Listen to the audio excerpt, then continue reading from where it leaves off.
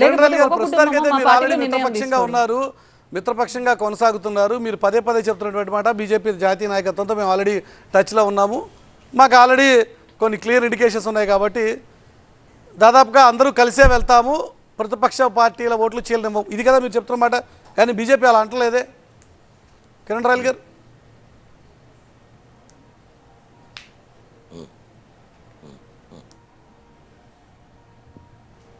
సిద్ధం అంటే ప్రజలని, మీడియా ప్రతినిధులని, ప్రతిపక్ష నాయకులు కొట్టడం సిద్ధమా?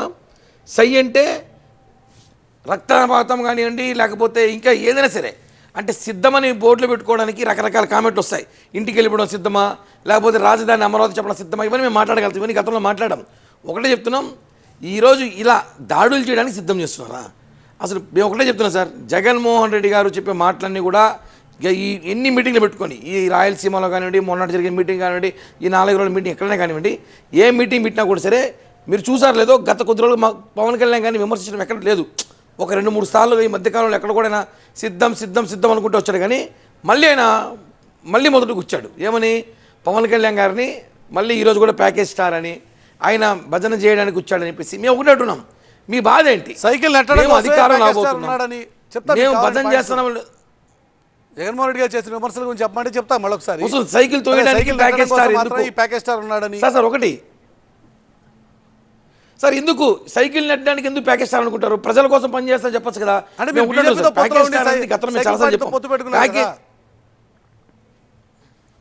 సార్ మా పార్టీ సార్, అది మా ఇష్టం సార్, మేము ఏ పార్టీతో పొత్తు పెట్టుకుంటాము. ధర్మశ్రీ గారు దేనికి సిద్ధం? మీరు ఇంటికి వెళ్ళాలని సిద్ధం సార్, ఇంకేమో సిద్ధమేముంది. వచ్చారా ధర్మశ్రీ గారు? అనుకున్నా, ఎక్కడ రాలేదు ఇంకా. మీ లైన్ కాదు, ధర్మశ్రీ గారు లైన్ అడుగుతున్నారు. ధర్మశ్రీ గారు, జనసేన అడుగుతున్న ప్రశ్న ఇంటికి వెళ్ళిపోవడానికి సిద్ధమా అని.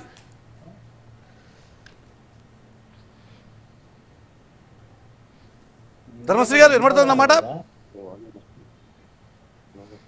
అన్మ్యూట్ చేసి మాట్లాడండి. నమస్తే, చెప్పండి. నమస్తే.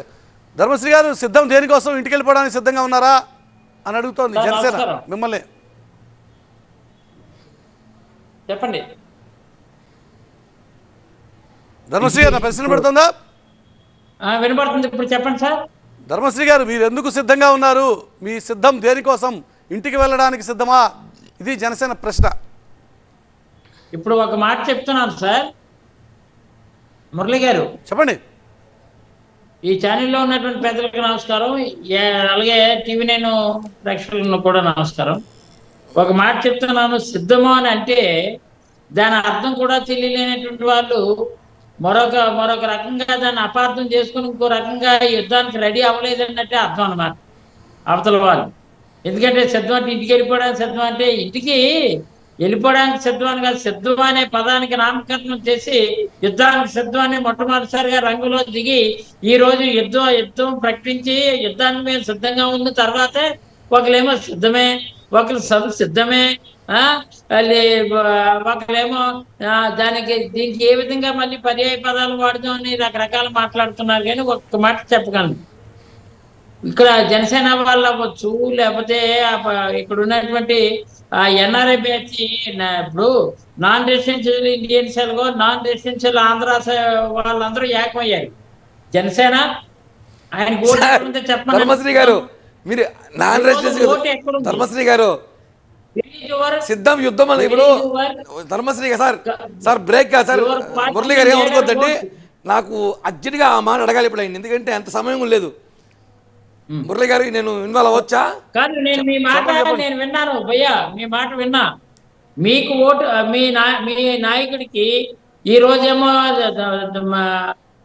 దత్తపుత్రుడు అంటే మీకు కోపం వస్తుందేమో, ప్యాకేజీ స్టార్ అంటే కోపం వస్తుందా, కానీ మీ జనసేన నాయకుడికి, జనసేన అవ్వచ్చు, భజన సేన అవ్వచ్చు, చంద్రబాబుకు వత్తాసు పలుకుతున్నటువంటి మీ నాయకుడికి ఓటు ఎక్కడుంది? ధర్మశ్రీ గారు, ఒకటి నేను మిమ్మల్ని అడుగుతా, ఇది ఆన్సర్ చెప్పండి. మీరు మాట్లాడే ముందు ధర్మశ్రీ గారు, మీరు మేము డిస్టర్బ్ చేయడం లేదు, నేను ఇంతసేపు మీరు మాట్లాడిన దాంట్లో ఒక్క క్వశ్చన్కి ఆన్సర్ అడుగుతా. మీరు సిద్ధం యుద్ధం అన్నారు, బాగుంది. మీ సిద్ధమో యుద్ధమో, మళ్ళీ ఎందుకు ఒక గుండె సరిపోదంటున్నారు? గుండె లేదా మీ నాయకుడికి? గుండె సరిపోదా అని అడుగుతున్నా. ఈరోజు అంటున్నాడు నాకు గుండె సరిపోవట్లేదంటే ఏంది? మీరు యుద్ధం అన్నప్పుడు ఒక గుండెతో యుద్ధం చేయాలి కదా. పెద్ద గుండె కదా, పులి కదా, ఆయన సింహం కదా మీ ముఖ్యమంత్రి గారు.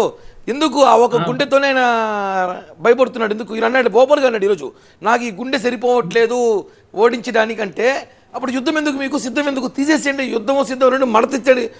మళ్ళా మేము మీ శైలికి రావాలి, మీరు మడతెట్టండి. సిద్ధము యుద్ధం మడతెట్టి పక్కన పెట్టండి. ఇప్పుడు మీకు ధైర్యం లేనప్పుడు యుద్ధాలు ఎందుకు? యుద్ధాల్లో వందల మంది వస్తారు, సైన్యం వేల మంది సైన్యం వచ్చినప్పుడు హీరో నేను ఒక్కడే వస్తానప్పుడు యుద్ధం చేయాలి. కిరణ్ ఒక మాట చెప్తున్నాను, చెప్పండి. ఈ రోజు మీరు ఇంకా రాజకీయాల్లో కొత్తగాని జనరల్ గా మీరు ఆలోచించుకోండి. యావత్ భారతదేశంలో సోనియా గాంధీ కానీ అఖిల మీరు కొత్త రాజకీయాల్లో ఎవరు కొత్త సార్? రాజకీయాల్లో మీరు ఒక మాట విన్నా చెప్పాలి. ఇప్పుడు రాజకీయాలు మీరు కొత్త, మేము కొత్త. రాజకీయాలు కొత్త సార్, రెండు మేము అవినీతి రాజకీయాలు కొత్త, అవినీతి రాజకీయం అవినీతి రాజకీయం కొత్త, బాబాయ్ చంపేసి రాజకీయం చేయడం కొత్త, ప్రజల్ని మోసం చేయడంలో కొత్త, ఈ చెత్త రాజకీయ చేయడంలో కొత్తే తప్ప మేము రాజకీయం కొత్త ఏం కాదు. ప్రజారాజ్యం ముందు రాజకీయాలు చేస్తున్నాము. రాజకీయం కొత్త అంటే మీ రాజకీయం. వైఎస్ఆర్ కాంగ్రెస్ పార్టీ రాజకీయాలకి మేము కొత్తే, వైఎస్ఆర్ వాళ్ళు చేస్తున్న దౌర్జన్య రాజకీయం కొత్తే, బాబాయ్ చంపేసి రాజకీయం చేయడం కొత్తే, కోడికత్తి డ్రామా ఆడడం కొత్తే, ప్రజలకు ఇచ్చిన హామీలు మోసం చేయడం కొత్తే, ఎలక్షన్ ముందు నాన్న ఫోటో పెట్టుకుని నాన్న ఫోటోలో కూర్చున్న కొత్తే. కొత్త మీకు కొత్త కానీ మేము రాజకీయం కొత్త కాదు, ఈ చెత్త రాజకీయాన్ని కొత్త.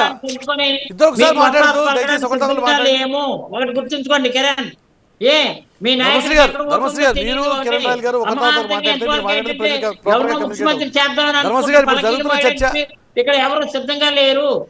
సార్ మేము ఎవరు ముఖ్యమంత్రి చేద్దామని చెప్పలేదే, మీరు చూసారా? మేము ముఖ్యమంత్రి చేస్తాం, చంద్రబాబు గారు ముఖ్యమంత్రి చేస్తాం మీరు చెప్పింది మీరు విన్నారా? ఇంకా మంత్రాలు జరుగుతున్నాయి. మీరు మీకేం చెప్పారా?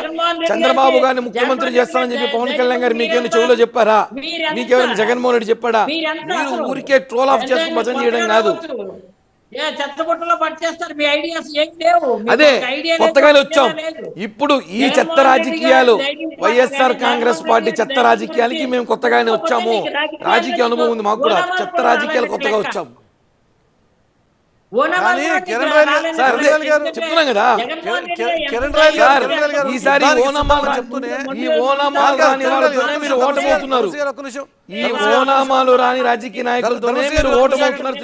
ధర్మస్థాన్ గారు